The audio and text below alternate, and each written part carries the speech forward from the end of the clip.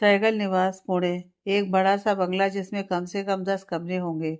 नौकरों की चहल पहल सुबह होने के साथ ही शुरू हो गई थी। एक बड़ी सी डाइनिंग टेबल पर मुखिया की कुर्सी पर एक 70 साल के बुजुर्ग बैठे हुए थे। यह थे देव नारायण सैगल, जो नाश्ते की टेबल पर किसी का इंतजार कर रहे थे।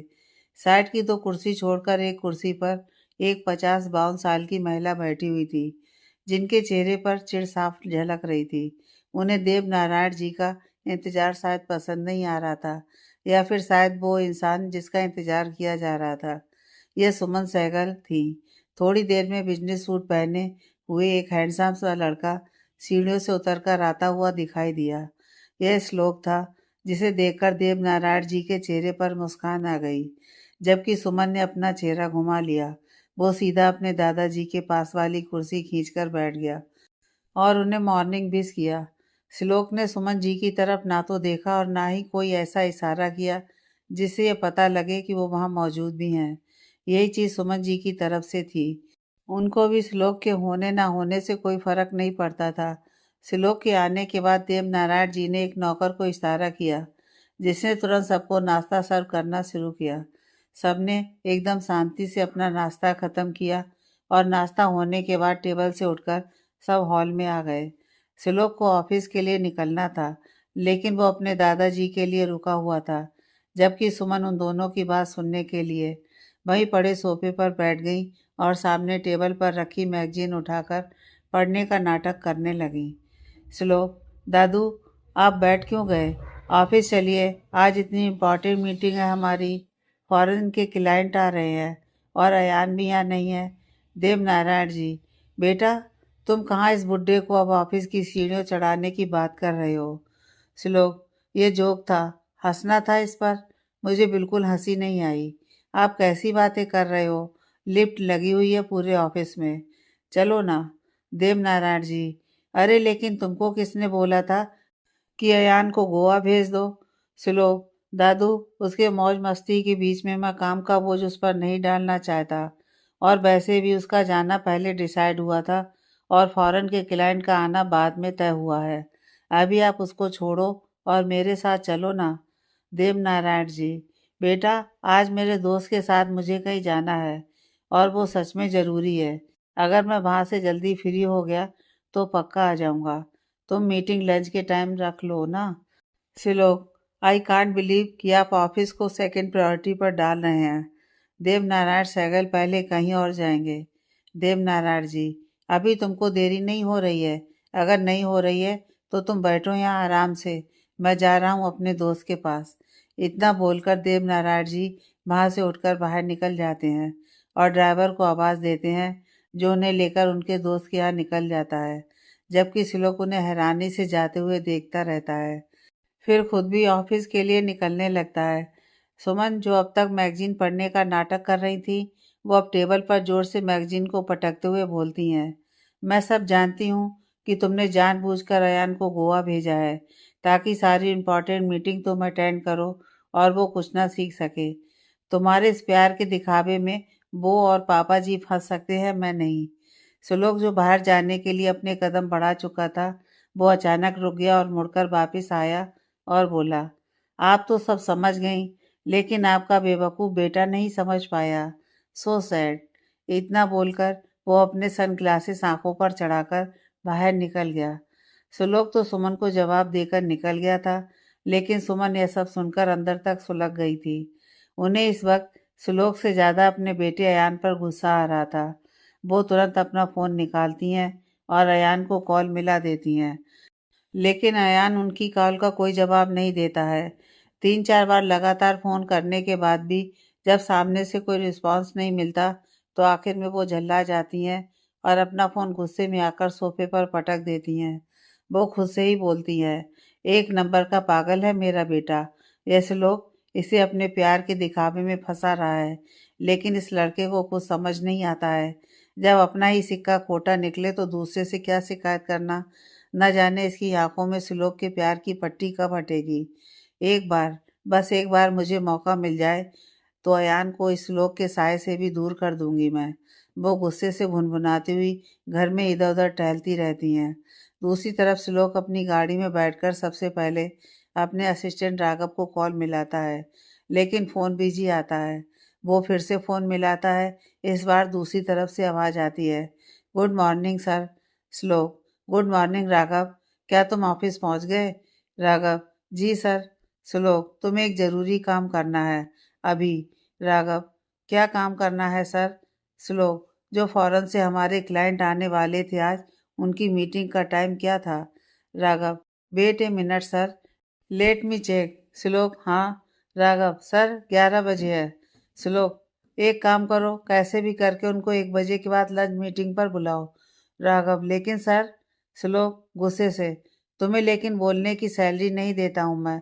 जो कहा गया है वो करो। और एक बात, ऑफिस में घुसे नहीं कि तुम्हारा फ़ोन बिजी आ रहा था। सुबह सुबह किससे बात कर रहे थे तुम?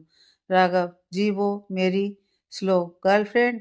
राघव, जी। श्लोक, ओ गॉड, एक तो तुम्हारी ये चिपकू गर्लफ्रेंड, जब देखो तुमको फोन मिलाकर बैठ जाती है। और कोई काम धंधा नहीं है क्या इसको? पूरी दुनिया में तुमको ये फालतू लड़की ही मिली थी प्यार करने के लिए, जो ना खुद कोई काम करती है और ना तुम्हें कोई काम करने देती है। Raghav, sorry sir. श्लोक, आई एम टेलिंग यू, ये लड़की एक दिन तुम्हारी जॉब छीन लेगी। राघव, नहीं सर, मैं अगली बार से ध्यान रखूंगा। श्लोक, अब जो मैंने काम बोला है वो करो। इतना बोलकर फोन काट देता है। दूसरी तरफ राघव एक लंबी सी सांस छोड़ता है। जब जब श्लोक उसे फोन करता था, उसका यही हाल होता था।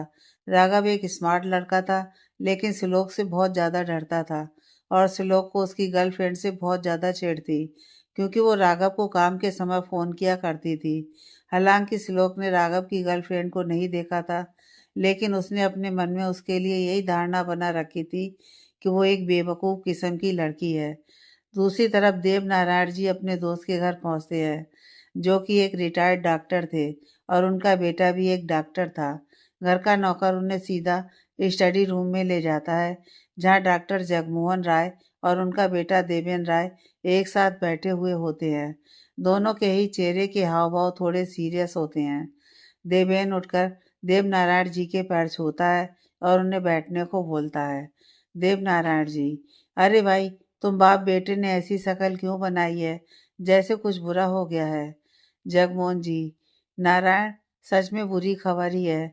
जिसे सुनकर देव नारायण जी के चेहरे पर गंभीरता आ गई। देव नारायण जी, क्या बात हो गई है जगमोहन? जगमोहन जी, तुम्हारी रिपोर्ट्स आ गई हैं। नारायण, देव नारायण जी, क्या आया है रिपोर्ट में? जगमोहन जी ने अपने बेटे को इशारा किया, जो अपने हाथों में देव नारायण जी की रिपोर्ट्स लेकर आया। दरअसल पिछले कुछ दिनों से देव नारायण जी को अपनी सेहत में गड़बड़ लग रही थी, और घर वाले परेशान ना हो, इसलिए वो चुपके से अपने दोस्त जगमोहन जी के साथ उनके बेटे के हॉस्पिटल गए, और वहां देवेन ने उन्हें कुछ टेस्ट करवाने को कहा। आज उसी टेस्ट की रिपोर्ट देवेन के हाथों में थी। देवेन, अंकल, आपको लंग कैंसर है। देवनारायण जी को यह सुनकर धक्का लगा था। उन्होंने जीवन में कभी भी शराब सिगरेट जैसी चीज को हाथ तक नहीं लगाया था, फिर ऐसी गंभीर बीमारी उन्हें कैसे हो गई, यह सोचकर ही वो शौक में थे। उनकी आंखें झिलमिला गईं। जगमोहन जी ने उठकर उन्हें पानी दिया और कंधे पर हाथ रखकर सांत्वना देने लगे। वो कुछ शांत हुए। देवनारायण जी, बेटा, ऐसे कैसे ये बीमारी मुझे लग गई? मैंने तो कभी शराब सिगरेट जैसी चीजों को छुआ तक नहीं, फिर यह। जगमोहन यार, तू तो सब जानता है मेरे बारे में। देवेन, अंकल, जरूरी नहीं कि शराब सिगरेट पीने से ये बीमारी हो। हाँ, जो लोग ये सब चीजें पीते हैं, उनको ये बीमारी होने के चांस ज्यादा होते हैं, लेकिन कुछ परसेंट लोग ऐसे भी होते हैं जिन्हें ये बीमारी बिना किसी तरह के सेवन किए भी हो जाती है। देवनारायण जी, कितना समय है मेरे पास? देवेन, ज़्यादा से ज़्यादा 2 महीने, क्योंकि आपको लास्ट स्टेज का कैंसर हुआ है। देवनारायण जी को घबराहट होने लगी थी, क्योंकि उन्हें अपनी बीमारी के बारे में पता चला भी है तो आखिरी स्टेज पर। उन्होंने अपने परिवार को एक करने का सपना देखा था, जो उनके जीते जी पूरा नहीं हो पाएगा। जगमोहन जी ने उन्हें संभाला और उन्हें अपने साथ बाहर ले गए। थोड़ी देर में वो दोनों एक पार्क में पहुंचे। जगमोहन जी जानबूझकर देवनारायण जी को खुली हवा में लेकर आए थे, ताकि उनकी घबराहट दूर हो सके। जगमोहन जी, कुछ चीज़ों पर हमारा बस नहीं चलता है नारायण, तुम्हें हिम्मत से काम लेना होगा। देवनारायण जी, मुझ में हिम्मत नहीं है सबको सच बताने की, खासकर श्लोक से कहने की। वो टूट जाएगा। जब मेरा बेटा इस दुनिया से गया था तब मैं अपने परिवार की हिम्मत बना।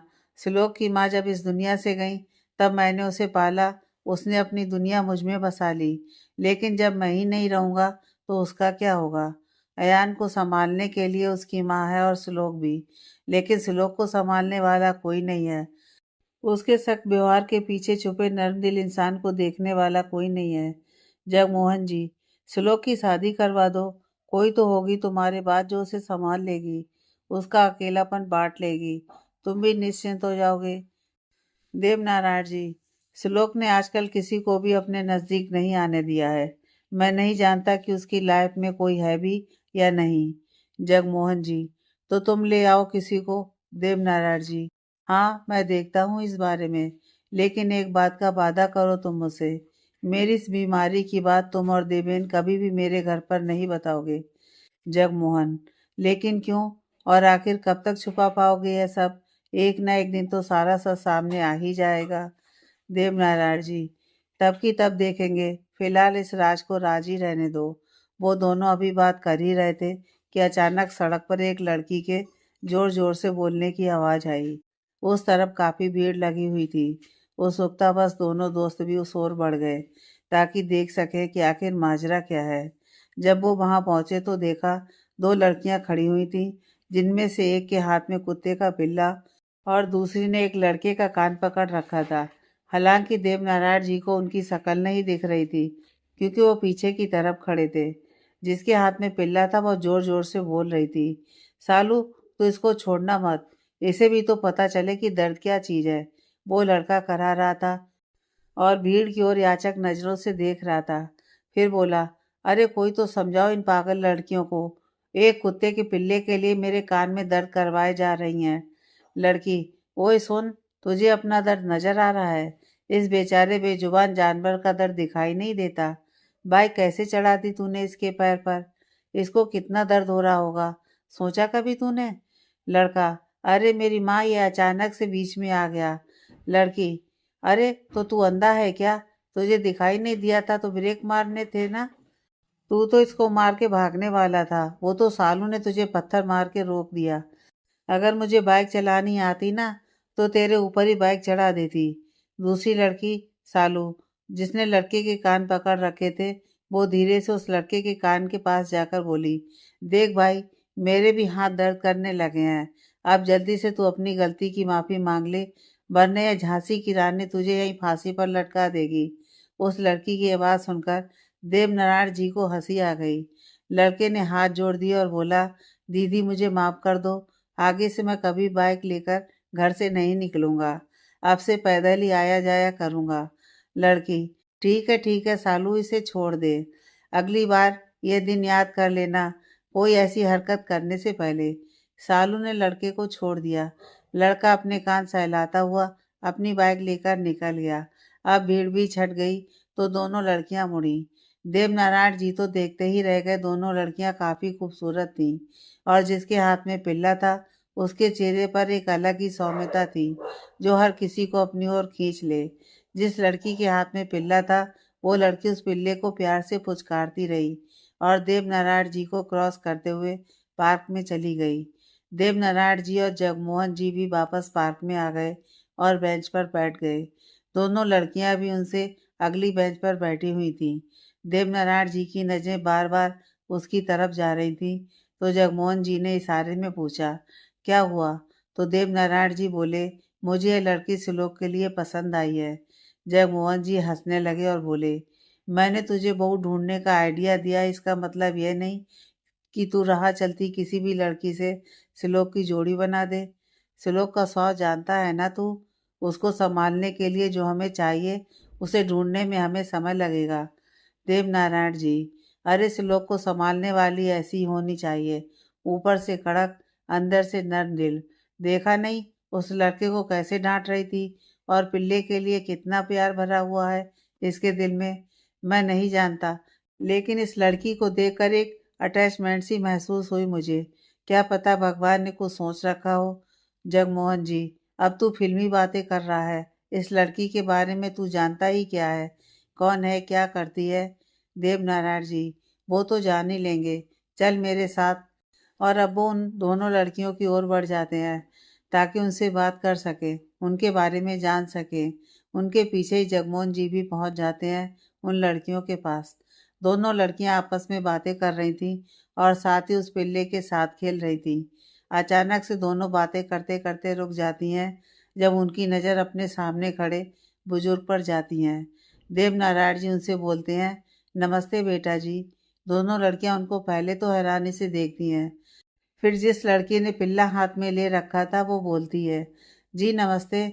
सॉरी लेकिन मैंने आपको पहचाना नहीं। देवनारायण जी, बेटा आप मुझे नहीं जानते, ना ही मैं आपको जानता हूँ। मैं तो यहाँ आपको शाबाशी देने आया हूँ। क्या सबक सिखाया आपने उस लड़के को? देखा मैंने अभी वहाँ सड़क पर। उन्होंने सड़क की ओर इशारा किया। वहीं उनकी इस बात पर जगमोहन जी ने अपना सिर पीट लिया कि यह बात करने के लिए बहाना भी क्या बना कर लाया है। लड़की, जी थैंक यू। अब देवनारायण जी अटक गए क्योंकि वो आगे अब और क्या बात करें उन्हें खुद ही समझ नहीं आ रहा था।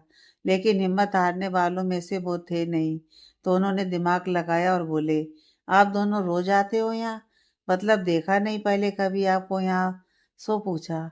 लड़की, जी अक्सर हम लोग शाम को 5 बजे के बाद यहाँ आते हैं। आज घर में मन नहीं लगा इसलिए यहाँ चले आए। देवनारायण जी, ओह अच्छा। और बेटा नाम क्या है आपका? अब तक चुप बैठी दूसरी लड़की जिसका नाम सालू था, वो पहली लड़की से धीरे से बोली, ये अंकल कुछ ज्यादा फ्री नहीं हो रहे हैं हमारे साथ? जान ना पहचान। मैंने देखा है सावधान इंडिया में आजकल इस उम्र के आदमी ज्यादा फंसाते हैं लड़कियों को। तू बिल्कुल मत बताना कि तेरा नाम हीर है। देवनारायण जी को यह सुनकर हंसी आ गई और पहली लड़की हीर जिसका नाम ना चाहते हुए भी सालू ने बता दिया था, उसने अपना माथा पीट लिया। इस बार जगमोहन जी भी खुद को हंसने से रोक नहीं पाए। देवनारायण जी बोले, बेटा मैं सावधान इंडिया वाला अंकल नहीं हूँ। मुझे आप लोगों का इस पिल्ले को लेकर जो भी एक्शन था वो पसंद आया था, इसलिए मैं आप लोगों को शाबाशी देने आया था। सालू शर्मिंदा होते हुए, सॉरी अंकल, वैसे मेरा नाम है सालनी। प्यार से सब मुझे सालू बुलाते हैं और यह मेरी बड़ी बहन हीर। इसको प्यार से कोई नहीं बुलाता। इतना बोलकर वो जोर जोर से हंसने लगी, जबकि बाकी तीनों उसका मुंह देखने लगे। जब उसे एहसास हुआ कि उसने कितना बकवास जोक मारा है और कोई नहीं हंस रहा है, तो वो चुप हो गई। देवनारायण जी, बहुत प्यारा नाम है तुम्हारा। फिर मन में बोले, हीर, हीर श्लोक सहगल। हीर, थैंक यू अंकल। ये मेरी बहन पागल है थोड़ी सी, इसकी बातों का बुरा मत मानना। देवनारायण जी, अरे नहीं नहीं बेटा, इसमें बुरा मानने जैसा कुछ नहीं है। तो रोज शाम को आते हो आप? मिलते हैं फिर कभी मौका मिला तो। हमेशा खुश रहो। बाय। इतना बोलकर वो हीर के सर पर हाथ फेर देते हैं और जगमोहन जी के साथ वहां से निकल जाते हैं। हीर उन्हें जाते हुए देखती रही और सालू हीर को देख रही थी। इधर जगमोहन जी बोले, तूने तो कुछ पता किया ही नहीं। बात तो ऐसे करने गया था जैसे अभी रिश्ता पक्का कर देगा हीर का श्लोक के साथ। देवनारायण जी, हर काम को स्टेप बाय स्टेप करना चाहिए। इतनी जल्दी रिश्ते की बात नहीं करूँगा। पहले इनसे पहचान तो बना लूँ। इसलिए तू डॉक्टर है और मैं बिजनेसमैन। जगमोहन जी, हाँ बात तो सही है। वैसे तू सीधे रिश्ता भेजेगा तो तेरा नाम सुनकर ही हाँ हो जाएगी। देवनारायण जी, वही तो मैं नहीं चाहता। नाम के पीछे आने वाले तो बहुत हैं, इंसान के पीछे जो आए बात उसमें है। बाकी 2 महीने हैं मेरे पास। कुछ ही दिनों में पिक्चर साफ हो जाएगी कि ये लड़की श्लोक के लिए बनी है कि नहीं। लेकिन अंदर ही अंदर मेरा दिल कह रहा है कि यही है जो मेरे श्लोक की जिंदगी में प्यार के रंग लेकर आएगी। Sehgal diamonds office. Shlok office पहुंच गया था और उसके जाते ही सब लोग शांत होकर काम करने लग गए, वरना उसके आने से पहले तक तो सब एक दूसरे को मॉर्निंग विश कर रहे थे। श्लोक ने आते ही राघव को कॉल करके अपने केबिन में बुलाया। थोड़ी देर में राघव उसके केबिन में मौजूद था। राघव, आपने बुलाया था सर? कुछ काम था? श्लोक, नहीं, मुझे तुम्हारा डांस देखने का बड़ा मन हो रहा था, तो सोचा क्यों ना राघव को बुलाया जाए। इडियट। राघव नजरें नीचे करके बोला, सॉरी सर। श्लोक, तुमको एक काम करने को बोला था, किया कि नहीं अभी तक? राघव, जी सर, हो गया है। वो लोग 1 बजे तक होटल अर्बन वाइब्स में पहुंच जाएंगे। मैंने टेबल बुक कर दिया है। श्लोक कुछ बोलने ही जा रहा था कि तभी राघव का फोन बजने लगता है। राघव में हिम्मत नहीं थी कि अब वो फोन उठाकर देख भी सके कि किसका कॉल आ रहा है, क्योंकि सामने श्लोक खतरनाक चेहरा बनाकर बैठा हुआ था। इतनी देर में कॉल कट हो गया और राघव ने राहत की सांस ली। श्लोक फिर से कुछ बोलने लगा तो राघव का फोन फिर से बजने लगा, तो श्लोक ने गुस्से से अपनी आंखें बंद कर लीं। उसने खुद को शांत करते हुए राघव को बाहर जाने का इशारा कर दिया। राघव बिना देरी किए केबिन से बाहर निकल गया। थोड़ी देर बाद देव नारायण जी ऑफिस आ गए। उन्हें देखकर बहुत से स्टाफ के लोग खुश हो गए, क्योंकि सभी जानते थे कि देव नारायण जी कितने कूल बॉस थे, जबकि श्लोक एकदम उल्टा था इस मामले में। सब लोग उनसे मिले, वो भी काफ़ी दिनों बाद ऑफिस आए थे, तो उन्हें भी काफ़ी अच्छा लगा स्टाफ से मिलकर। फिर वो श्लोक के कैबिन की ओर बढ़ गए और अंदर जाकर उसके सामने वाली चेयर पर बैठ गए। श्लोक काम में इतना उलझा हुआ था कि उसने ध्यान ही नहीं दिया कि कब से देव नारायण जी आकर वहां बैठे हुए हैं। कुछ देर बाद उसने सर उठाकर देखा तो देव नारायण जी उसी की ओर देखकर मुस्कुरा रहे थे। वो तुरंत अपनी जगह से खड़ा हो गया और बोला, अरे दादू, आप कब आए और आप वहाँ क्यों बैठे हैं? यह है आपकी असली जगह, यहाँ आइए। इतना बोलकर वो देवनारायण जी को अपनी चेयर के पास ले आया और उन्हें वहां बैठा दिया। थोड़ी देर बाद उनकी मीटिंग का टाइम होने वाला था, इसलिए दोनों दादा पोता कैबिन से बाहर निकलकर लिफ्ट की ओर जाने लगे। श्लोक ने राघव को कॉल किया तो उसका फोन फिर बिजी आ रहा था। श्लोक ने देवनारायण जी से कहा, आप चलिए दादू, मैं अभी आया। इतना बोलकर वो राघव के केबिन की ओर बढ़ गया। राघव किसी से हंस हंस कर बात कर रहा था। अपनी बातों में वो ऐसा खोया हुआ था कि पीछे खड़े श्लोक को भी उसने नहीं देखा। अचानक से ही किसी ने उसके कान पर लगा फोन उसके हाथ से छीन लिया और राघव तुरंत पीछे मुड़ा तो देखा उसका फोन श्लोक के हाथ में है। श्लोक राघव के फोन की स्क्रीन को गुस्से से घूर रहा था, जहां जान लिखा हुआ नाम फ्लैश हो रहा था। श्लोक ने उसके सामने ही उसका कॉल काट दिया और फिर उससे बोला, तुमसे बोला था ना कि ऑफिस टाइम में तुम्हारी इस चिपकू गर्लफ्रेंड का कॉल नहीं आना चाहिए, लेकिन लगता है शायद तुमको समझ नहीं आती है बात। आज की मीटिंग के बाद तुम्हारा फैसला करूंगा मैं। और अब वो राघव को खा जाने वाली नजरों से घूर रहा था। राघव की तो बोलती ही बंद हो गई थी, वो बस गर्दन झुकाए खड़ा था। तो श्लोक बोला, पूरा दिन नहीं है मेरे पास जो तुम्हारा इंतजार करूंगा मैं। अगले 5 मिनट में सारी फाइल्स के साथ मुझे पार्किंग में मिलो। राघव, जी सर। श्लोक राघव के कैबिन से निकलकर लिफ्ट की ओर चला गया और राघव जल्दी से फाइल ढूंढने लगा और खुद में ही बड़बड़ाने लगा, आज तो तू गया बेटा राघव, नए नए प्यार ने तेरी नैया डुबा देनी है। वो जल्दी से लिफ्ट की ओर भागा और नीचे पहुंच गया। श्लोक गाड़ी में देव नारायण जी के साथ पीछे की सीट पर बैठा हुआ था, इसलिए राघव आगे की ओर बैठ गया। थोड़ी देर में वो लोग मीटिंग वाली जगह पहुंच गए और मीटिंग शुरू हो गई। राघव ने अपना फ़ोन साइलेंट पर डाल दिया था। वो नहीं चाहता था कि श्लोक का पारा उसकी वजह से बढ़े।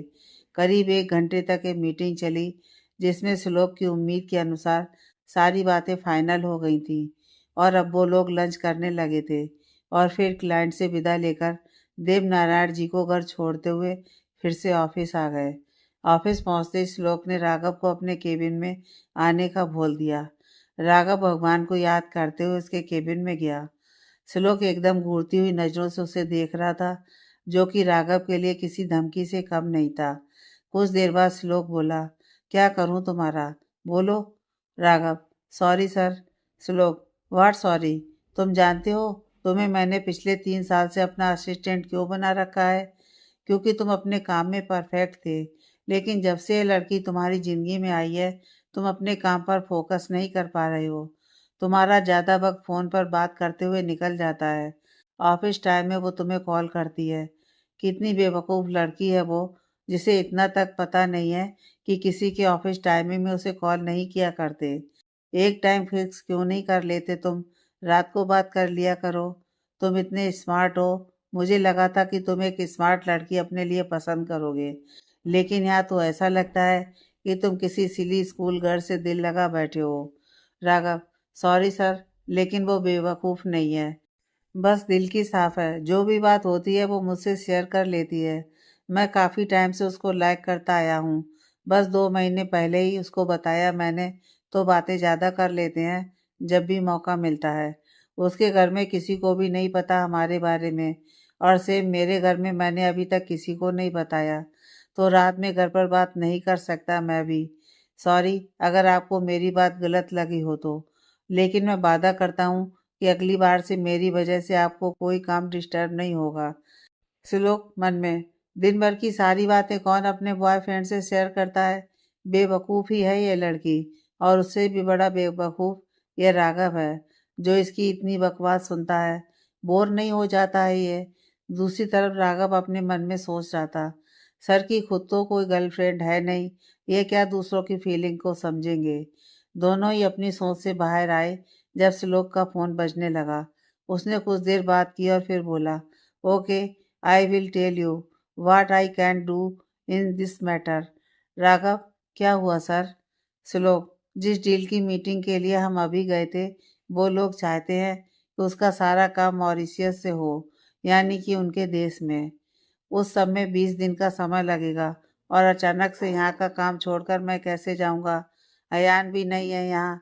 राघव, तो आप स्टाफ में से किसी बंदे को भेज दीजिए जो सबसे ज़्यादा डिजर्विंग हो। श्लोक खुश होकर अपनी कुर्सी से उठकर राघव के पास आया और बोला, वेरी गुड आइडिया, तुमने तो मेरी प्रॉब्लम 1 मिनट में सॉल्व कर दी। देखा, अपनी गर्लफ्रेंड से 1 घंटे बात नहीं की तुमने, तो तुम पुराने ट्रैक पर आ गए।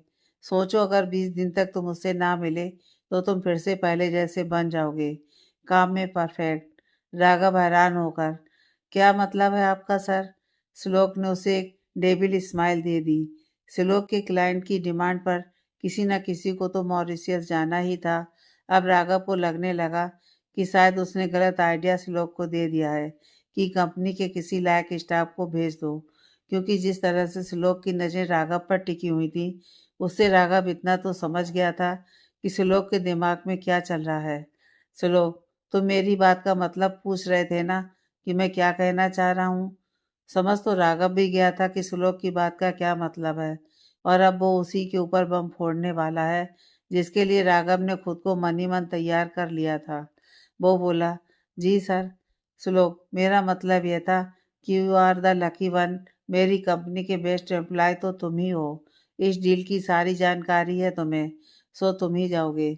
राघव मन में, खुद को सिंगल रहना ही है, दूसरों के रिलेशन की भी बैंड बजानी है इनको।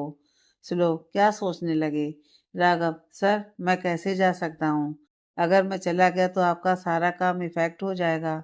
आप कैसे मैनेज करोगे? श्लोक, डोंट वरी अबाउट मी, मैं मैनेज कर लूँगा। फिलहाल जाना ज़्यादा ज़रूरी है। 2 घंटे बाद तुम्हारी फ्लाइट है, तो जल्दी जल्दी तैयारी करो। तुम्हें उन्हीं लोगों के साथ जाना है। राघव, क्या? सिर्फ 2 घंटे में फ्लाइट है? सर अभी तक तो मैंने घर पर भी बात नहीं की है। श्लोक, तो करो ना बात। आई एम श्योर तुम्हारे पेरेंट्स बहुत खुश होंगे कि उनके बेटे को विदेश जाने का मौका मिला है। और हाँ, आज मैं बहुत खुश हूँ, तो तुम 5 मिनट के लिए अपनी गर्लफ्रेंड से भी बात कर सकते हो। बताओ उसको कि तुम फौरन जा रहे हो। इतना बोलकर श्लोक गुनगुनाते हुए केबिन से बाहर निकल गया, जबकि बेचारा राघव अपना सा मुंह लेकर वहां खड़ा था। कुछ देर बाद वो अपने केबिन में गया और उसने अपनी माँ को फोन मिला दिया। उनको जब उसने कंपनी की ओर से विदेश जाने की बात कही, तो श्लोक की बात सही साबित हो गई। वो बहुत ज़्यादा खुश हो गई। उनके खानदान में राघव पहला लड़का होगा जो विदेश जाएगा। यह सब बातें सुनकर राघव को एक खुशी भी हुई कि उसकी माँ कितनी खुश हैं। उनसे बात करने के बाद राघव ने अपनी गर्लफ्रेंड को यही बात बताई। वो कुछ बोलती इससे पहले ही राघव की टेबल पर रखा लैंडलाइन फ़ोन बजने लगा, तो राघव ने उसको होल्ड पर रहने का बोलकर दूसरा फ़ोन उठा लिया। बात करते करते उसने अपना फ़ोन स्पीकर पर करके टेबल पर रख दिया, और ऑफिस के फ़ोन से बात करने के बाद वो केबिन से बाहर निकल गया। शायद फ़ोन पर कुछ काम बताया गया था, लेकिन इस समय वो ये भूल गया कि उसका खुद का फ़ोन चालू ही है। इधर श्लोक आया राघव के केबिन में, तो राघव मौजूद नहीं था वहाँ। वो वापस जाने के लिए मुड़ा तो पीछे से एक लड़की की आवाज़ आई, hello Raghav ji, are you there? Hello, न जाने क्यों सिलोक ने अपने कदम वापस मोड़ लिए। उसने देखा कि टेबल पर राघव का फोन रखा है और जान लिखा हुआ आ रहा है। कॉल चालू ही थी। सिलोक ने सोचा कि लड़की को बोल देता हूँ राघव यहाँ नहीं है, तो उसने फोन उठाकर कान पर लगा लिया और बोला, हेलो। उसने बस इतना ही बोला कि सामने वाली नॉन स्टॉप बोलने लगी, कहाँ चले गए थे आप? कब से मुझे होल्ड पर डाल रखा है? और क्या बता रहे थे आप कि आपको मॉरिशियस जाना है, वो भी 20 दिनों के लिए? अरे उस जल्लाद के सीने में दिल भी है कि नहीं? अपना काम वो खुद देखे। ये क्या बात हुई कि खुद यहाँ बैठकर ऐश करेगा और आप वहाँ जाकर काम करोगे? मेरा क्या होगा इतने दिनों तक? आपको देखे बिना कैसे रहूंगी मैं? आपको तो पता ही है घर के हालात कैसे हैं। आपकी बातों का सहारा था मुझे, लेकिन आपके उस अड़ियल बॉस को तो वो अच्छा नहीं लगा। कभी मेरे सामने आ गया ना अगर वो, तो ऐसा पंच मारूंगी मैं उसको कि याद रखेगा जिंदगी भर। श्लोक ने राघव का फोन कान पर लगा रखा था और गुस्से से उसके हाथों की मुट्ठियां कस गई थीं। श्लोक की अच्छी खासी बेइज्जती वो लड़की कर रही थी जिसको श्लोक बेवकूफ समझता था, लेकिन ये लड़की तो उससे भी 2 कदम आगे निकली। श्लोक उसे चिपकू और पागल बोल रहा था, लेकिन इसने तो श्लोक को जल्लाद और अड़ियल बना दिया। तभी राघव अपने केबिन में आया और जब उसने देखा कि उसका फोन श्लोक के हाथ में है और श्लोक के चेहरे पर गुस्सा साफ नजर आ रहा है, उसकी सिट्टी पिट्टी गुम हो गई। वो जल्दी से श्लोक के पास पहुंचा और फोन की ओर इशारा किया। श्लोक ने उसको फोन पकड़ा दिया और गुस्से में वहां से अपने केबिन में चला गया। राघव, हेलो। लड़की, हेलो। इतना सब बोली मैं, आपने कोई जवाब क्यों नहीं दिया? राघव, यार तुम पागल हो क्या? मेरे बॉस थे फोन पर, तुम क्या बोली उनको? उनका चेहरा बहुत गुस्से से भरा हुआ था। लड़की, ओ गॉड, सब कुछ। राघव ने डरते हुए पूछा, क्या सब कुछ? लड़की, जो रोज बोलती हूँ, जल्लाद और अड़ियल। राघव ने अपनी आंखें कसकर बंद कर ली और बोला, तुमसे तो अब बाद में ही बात करूंगा, आज जॉब गई मेरी। इतना बोलकर उसने फोन काट दिया और श्लोक के केबिन की ओर भागा। सब लोग उसे ऐसे हड़बड़ाहट में देखकर हंसने लगे, क्योंकि सब जानते थे कि श्लोक की वजह से राघव हड़बड़ी में रहता है। लेकिन असली कारण कोई नहीं जानता था कि आज राघव की गर्लफ्रेंड ने क्या कांड कर दिया है। राघव ने केबिन नॉक किया और अंदर गया। श्लोक टेबल के पीछे खूंखार चेहरा बनाए हुए बैठा हुआ था। राघव कुछ बोलने को हुआ तो श्लोक ने हाथ दिखा दिया और बोला, जितना बोलना था उतना तुम्हारी गर्लफ्रेंड बोल चुकी है, तो अब तुम अपने मुंह को कष्ट मत दो। थोड़ी देर पहले मैं तुम्हारे केबिन में तुम्हें यह बताने आया था कि तुम रहने दो, तुम्हारी जगह मैं किसी और को भेज देता हूँ। लेकिन अब तुम ही जाओगे, क्योंकि इस लड़की से तुम जितना दूर रहोगे उतना सबके लिए बेटर है। यही सजा है उसकी। और हाँ, एक बात और। राघव मन में सोच रहा था कि अब कौन सा बम फोड़ना बाकी रह गया है इनका। तभी श्लोक फिर से बोला, बोल देना अपनी गर्लफ्रेंड को कि वो क्या मुझे पंच मारेगी, गलती से भी मेरे सामने ना पड़ जाए, वरना मैं खुद उसका गला दबा दूंगा। राघव ने दिल ही दिल में भगवान का शुक्रिया अदा किया कि कम से कम उसकी जॉब नहीं गई, लेकिन वो लाइफ में कभी श्लोक के सामने अपनी गर्लफ्रेंड को नहीं लाएगा। तभी श्लोक फिर से बोला, सुनो, तुम्हारी आज की फ्लाइट कैंसिल हो गई है। अब तुम्हें परसों रात को जाना है, तो मिलकर समझा देना अपनी गर्लफ्रेंड को जो भी मैंने कहा है। राघव अपने केबिन में चला गया था और श्लोक अब भी गुस्से में भरा हुआ बैठा था। वो सोचने लगा, हिम्मत तो देखो इस लड़की की, मुझे जल्लाद बोल रही है, खुद में तो एक पैसे की अकल नहीं है और मुझे अड़ियल बोलती है। मिल जाए एक बार ये लड़की, फिर बताता हूँ इसको। इस तरह आज का दिन बीत गया था और शुरू हुआ एक नया दिन, जिसमें देव नारायण जी ने तय किया था कि वो आज उसी पार्क में जाएंगे जहाँ हीर और उसकी बहन आती है। श्लोक ऑफिस के काम से निकल गया था। शाम हो गई थी और देव नारायण जी 5 बजे उसी पार्क में बैठे हुए थे। थोड़ी देर बाद ही हीर और उसकी बहन सालू पार्क में आए तो देव नारायण जी को देखकर दोनों उनके पास ही चली गईं। देव नारायण जी इस मामले में जल्दीबाजी नहीं करना चाहते थे, इसलिए वो धीरे धीरे हीर से जान पहचान बढ़ा रहे थे। कुछ देर की बातचीत के बाद उनको इतना पता चला कि हीर अनाथ है और अपने चाचा चाची के साथ रहती है और सालू उसकी चचेरी बहन है। अभी बहुत कुछ जानना था उसके बारे में, लेकिन इतनी जल्दी करना उन्हें ठीक नहीं लगा, तो वो कुछ देर बाद वापस घर की ओर आ गए। आगे की कहानी नेक्स्ट पार्ट में।